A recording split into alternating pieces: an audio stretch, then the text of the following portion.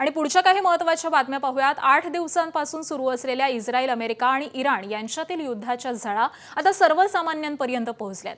आखाती देशांमध्ये सुरू असलेल्या संघर्षामुळे संपूर्ण जगभरामध्ये ऊर्जा संकट ओढवू शकतं अशी शक्यता वर्तवली जाते।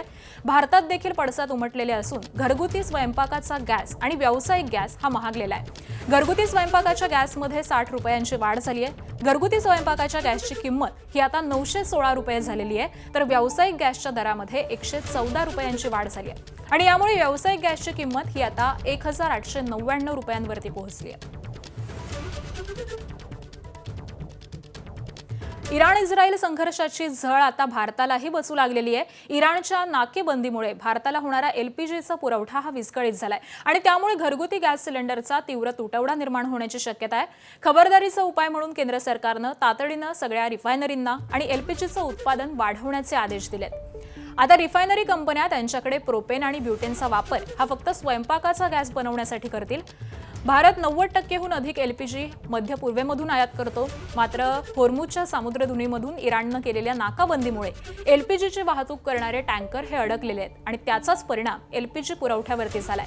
सरकारनं सध्या साधारण 30 दिवसांचा एलपीजी साठा उपलब्ध आहे आणि नागरिकांचे हाल होऊ नयेत यासाठी भारत सरकार पर्यायी पुरवठादारांचा शोध घेत आहे। पण युद्ध असंच सुरू राहिलं तर घरगुती गॅस मिळवण्यास विलंब होण्याची शक्यता आहे आणि त्यामुळे सर्वसामान्यांचे हालही होऊ शकतात।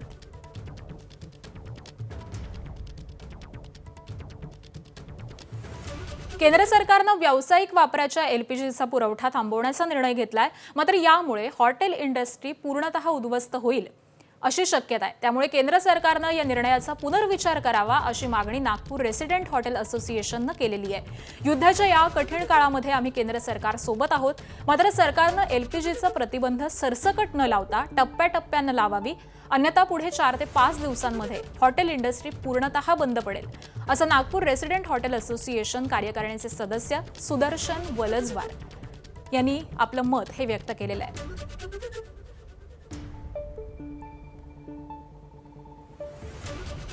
जेवढा तुमच्याकडे एलपीजी सिलेंडर्स आहेत तर तेवढेच तुम्ही वापरणार आणि त्याच्या पलीकडे काहीच क्लॅरिटी नाही आहे आणि जर 100% बंद झालं तर ही पूर्ण इंडस्ट्रीजच कोलॅप्स होईल। तर मला गव्हर्नमेंटला म्हणजे सजेस्ट असं करायचं आहे, विरोध करायचा नाही आहे। देशासाठी आहे तर देशासाठी घेतलेला निर्णय हा योग्यच असेल, परंतु याच्यामध्ये काहीतरी मध्यम मार्ग निघाला पाहिजे की तुम्ही सिलेंडर्स थोडे कमी केले, कमर्शियल कमी केले आणि अजून जर हे वॉर असंच वाढत राहिलं तर ते अजून थोडेसे कमी केले, परंतु थोडा ब्रीदिंग स्पेस दिला आमच्या इंडस्ट्रीला टू सर्वाईव्ह, कारण याच्यावरती करोडो लोक यांचे आयुष्य याच्यावरती आहे। तर एवढी माझी रिक्वेस्ट आहे, काहीतरी मधला रस्ता याच्यावरती काढावा।